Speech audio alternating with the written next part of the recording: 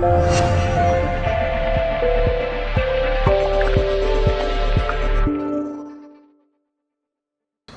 Jim, did County deserve to get anything out of that game today?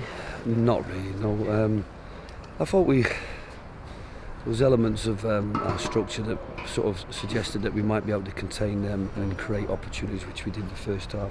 First 20 minutes, you could see the brightness of Danny, and reflecting, we had some really good chances, and we created a number of entries in the final third, good set plays, just didn't execute things as well as I thought we could have.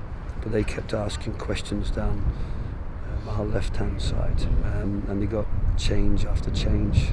Maybe the wind assisted that a little bit. We couldn't get out of a half, and then they were able to work an opportunity down that side and go in at 1-0. And it was always going to be a really difficult game because we would have to find a way second half to get a result.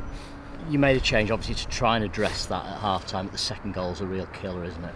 Yeah, I think people won't remember back in the day. We had a start in 2006-07 where we had 11 games where we were losing at half time and we only picked up 1 point. So we talked about at the end of the season about a particular way of playing in the second half, and the fans will remember that when we were losing 1-0 to Oldham and Michael Rose wasn't happy, took me left back off, dropped one of the wingers back to wing, put another striker on, tried to create a strong side, and we got back into that Oldham game and won 3-1, and in a similar period of time we picked up 11 points from similar positions. Tried to do that today, tried to get Adam down the right, push on.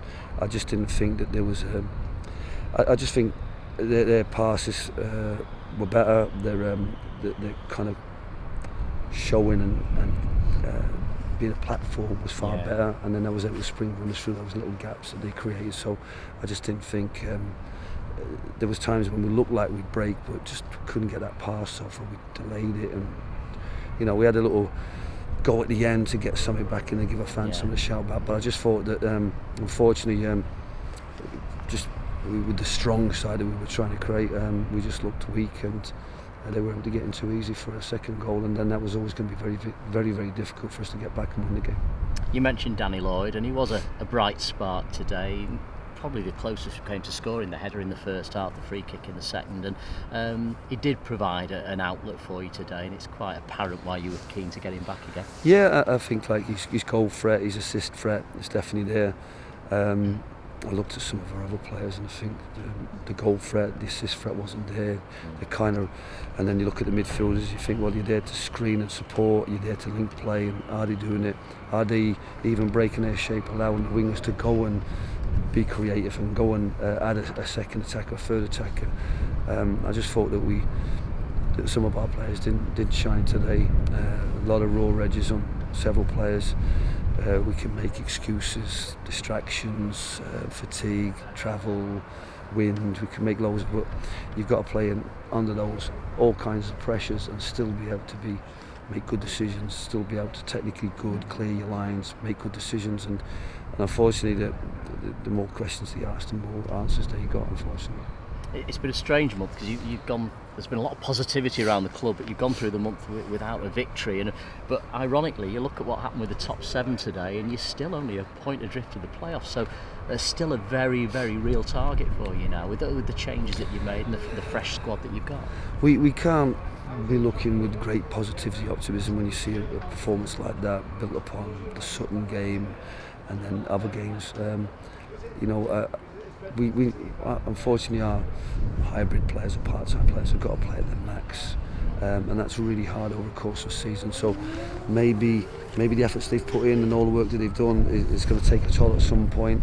We're trying to re-energise the group with some players that perhaps can give them a little bit more, give us a presence, give us a penetration, give us a bit of quality. We just have to keep working hard, and we had a couple of players who we just haven't seen the best of them compared to what they were like pre-Christmas. So we just have to keep working hard, make sure we're in good shape physically.